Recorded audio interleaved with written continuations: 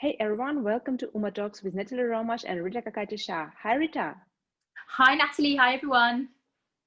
Guys, I'm so glad to see you all here again, and today we'll talk about trust and about all little things we can use to make it or break it. So I'm excited, hope you're excited as well.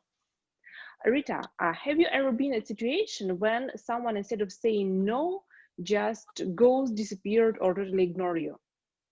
Oh, you know what? That's a great question. A lot of people just call that ghosting. It's basically where, as you said, where they've literally turned into a ghost and they just disappear. It could be like you're applying for a job interview or something like that, and initially there is some sort of communication, and then all of a sudden you never hear back.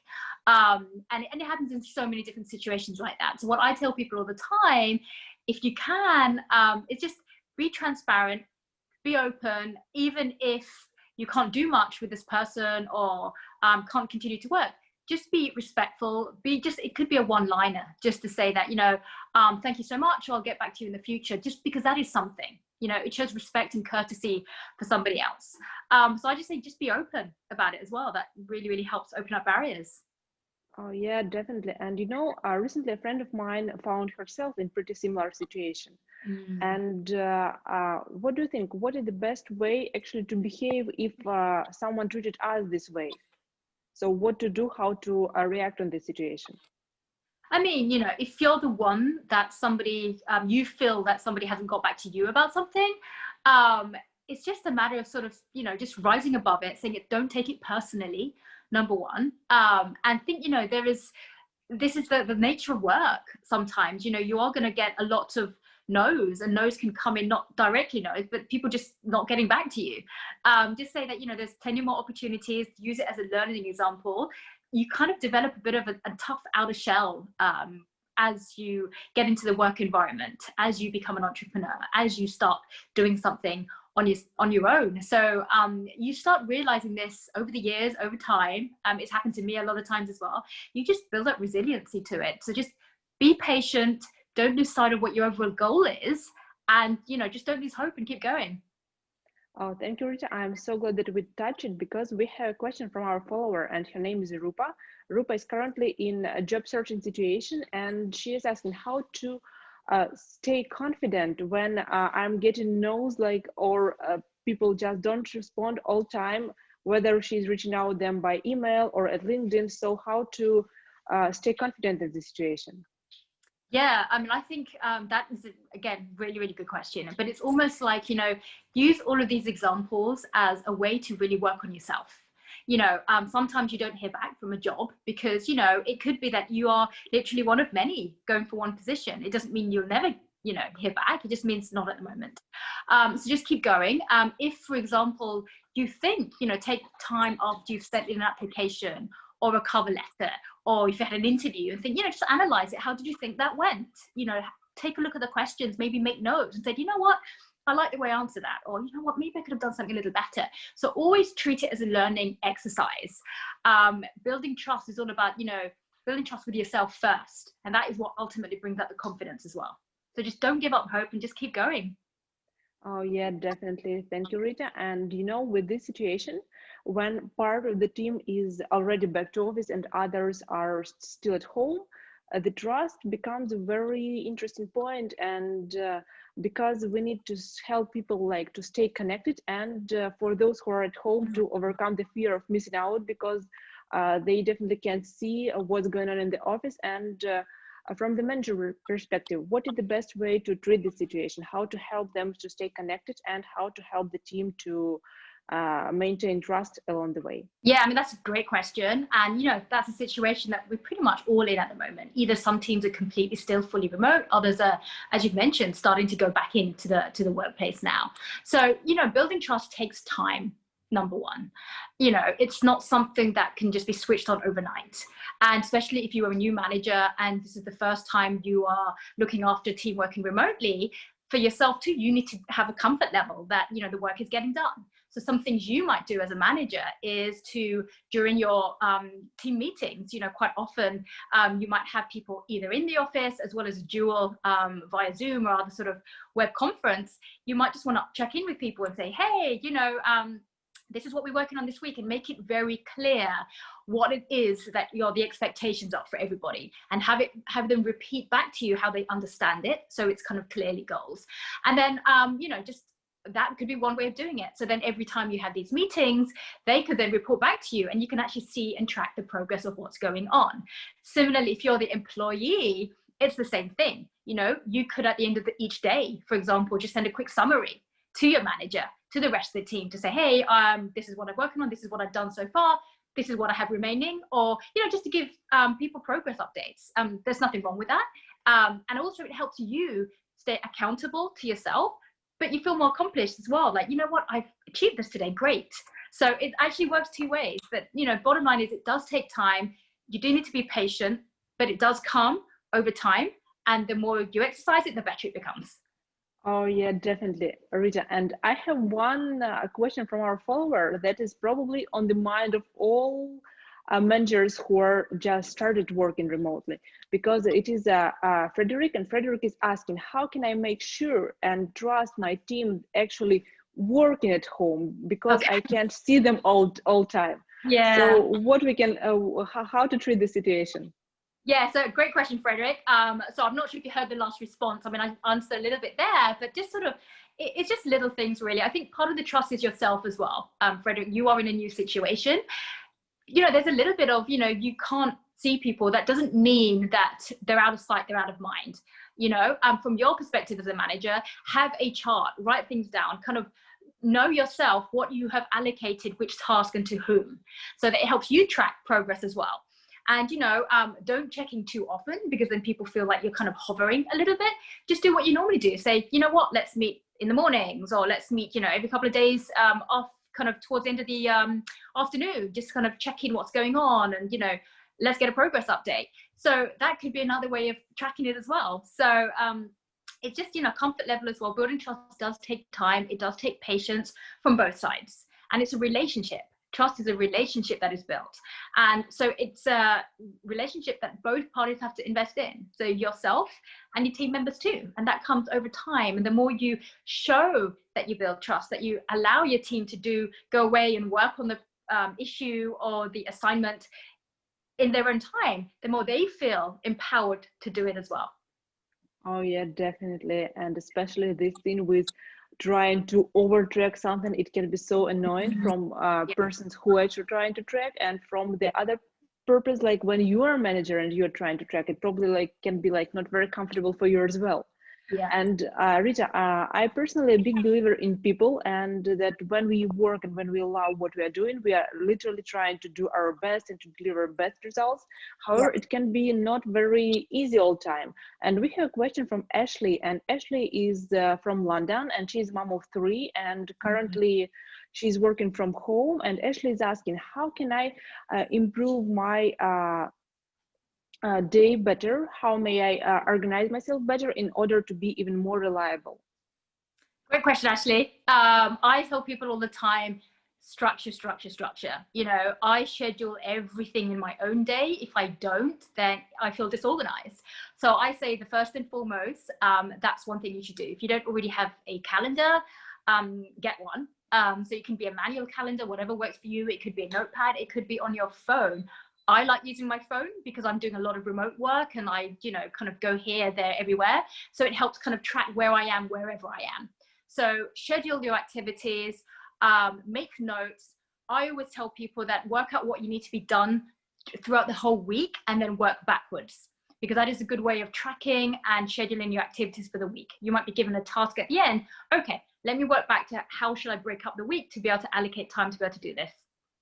Oh, that's a wonderful technique. Thank you, Rita, for sharing. And when it comes to work at long-time projects, sometimes we can face challenges because of unrealistic expectations, or when we literally say, hey, and we may want to do a lot, but then reality comes, and sometimes it's not like that way. And sometimes when it comes to actually working and building trust over time, people tend to start the project, set the goals, and then like disappear for a week or months, and then pop up and say, hey, here is the result. And from what I see, it's not the best way to deal with the long-term project. And what is in my advice? How can people actually make sure that they are stay connected and that they are delivering the right results and setting good expectations? Yeah, great question. I would say communicate. You know, if you don't tell somebody what's going on, they won't know. So whether you're definitely. whether you're on track, whether you're off track, just let your peer know, let a colleague know, let your boss know, let somebody you're working with on the project know, so they know what's going on. It's totally fine. People understand when other deadlines come up and you can't always get tasks done, but always talk to them about it. Let somebody know. I always tell people, and it was actually one of our posts, that, you know, under promise and over deliver. And what we mean by that is that if somebody gives you a task and you know realistically it'll probably take you a couple of days, what you can do is say, you know what, give me 3 or 4 days, or give me a week to just go through everything, and I'll come back to you with some sort of a plan. That way you've bought yourself extra time for any hiccups, extra projects that come along. That happens for all of us, but that means that hopefully it will only take you 1 or 2 days, and then you can go back to your colleague, to your boss, and then you've over delivered because you've told them 3 days or 4 days, but you've actually done it in 1 or 2. So it makes you look better for the work you're doing, and it makes you look more reliable, which is all about this process of building up trust. Oh yeah, definitely, Rita. And you know, we have a question from Eureka, and it's actually about this post about overpromise and under promise and over deliver. And Eureka is asking, what if she under promised, but then she can find herself in situation that she can't deliver it like in time or in that quality? How to negotiate, how to deal with this, and how actually to build even more trust in this tricky situation? Yeah, I mean, that comes up all the time. So even if you are under promising and you still can't think, okay, something else has come up, or I just can't get this done, just communicate that. You know, have a word, have a chat. Don't wait till deadline day when it's due to say, oh my gosh, no, I didn't get it done. Because then it will make you look unreliable. It makes you look like not a good worker. What you should be doing is, Eureka, going to your manager up front and say, hey, I've had a look at this. I've actually seen that there's another step in this process required. That's actually going to add another day or 2 to the process. I wanted to let you know, just to be transparent. So is the deadline something that we could move? I honestly think it's going to take another week to do a really, really good job. If not, I would love to get some other resources, maybe some other team members to actually help me on do this, because at the moment it's a project that can't be done in 2 days or 3 days or whatever was initially promised. Yeah, definitely. Thank you, Rita, for sharing. It's when I listen to it, it sounds like such a simple step, but when you are in the process, it literally sometimes just doesn't pop up in mind that, hey, there is different way how to deliver the results, or how to find extra help or extra time. I mean, totally. Just to give you an example, Natalie, like, you know, for example, there might be a project you're working on and tech fails, or your Wi-Fi fails, and you're stuck, and somebody's waiting for something, I don't know, to be uploaded, for example. Communicate it to them. Just send them a message or send me an email. Just communicate to them that, hey, there's a bit of a tech hiccup. The upload is actually going to be delayed. It's in the process right now, but it's going to be delayed, so that they're not left waiting, and you're communicating. Otherwise, it makes it look like you've forgotten, or something's going on, and it makes you look unreliable, rather than, oh my gosh, she or he is actually working very hard and trying to get the task done. It doesn't look that way unless you communicate it. Yeah, definitely. And you know, the most like the sad situation when you literally doing such like a ton of job and ton of work and spend hours and hours, and just because of lack of tiny message or like letting people know that they are doing something, that you are doing something, it's like they think, all right, this person just doing nothing. Yeah, absolutely. And it's just 2 seconds to communicate that hey, working on it, you know, give me a day, and that's it. It doesn't have to be a long-winded explanation, nothing like that. Oh yeah, definitely. And Rita, we have one more, and it is the last question for today, and it is from Salma. And Salma was recently promoted to a manager role. She's excited about Salma. it. Yeah, and Actually, she's in the situation when she needs to build trust with her new team, and she's asking, what can I do in order to fit in and to bond with my team and to help them to trust me? That's actually a really good question. I call this experience that you're going through now, Salma, as earning your stripes. What I mean by that is that you might have been amazing at your previous role, but now you're promoted into a new role. So people are going to see you in a different light. So you're going to have some people that know you as a person, they know you can do this, but you're starting from scratch. You're a manager for the first time. So you're now then having to prove yourself, not just to yourself, but to your peers as well. So in a way, there is going to be some sort of judgment, for lack of a better word, coming from all directions, from yourself as well as your peers. The best way to do that is whoever promoted you in the first place, whether it's an even more senior manager, someone in a different department, ask them if there are any training resources. You may already have done some management training. If you haven't, ask them, are there any resources available to me? Is there somebody else in another department or group that is in a similar role that you are doing, or a similar level, that you can just go and talk to or have a virtual copy with, or in person if you're back in the office now, and actually just sit with them and ask them, what does this role entail? Ask them for some tips they might want to share in terms of how they bonded with a team as well. And also, you've come from a team environment.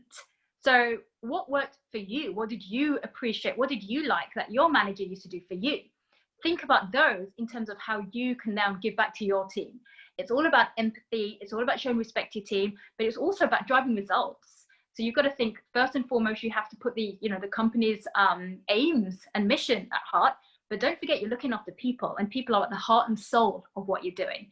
So lots of little nuggets there. I think you'll be brilliant, Salma. So all the best to you. Oh, thank you, Rita, and congrats, Salma. And I hope that everything will work out. And please let us know how is your new job doing. So, guys, yeah, that's all for today. And I can't wait to see you next week, because we're gonna talk about reliability. So send us your beautiful questions and stay tuned.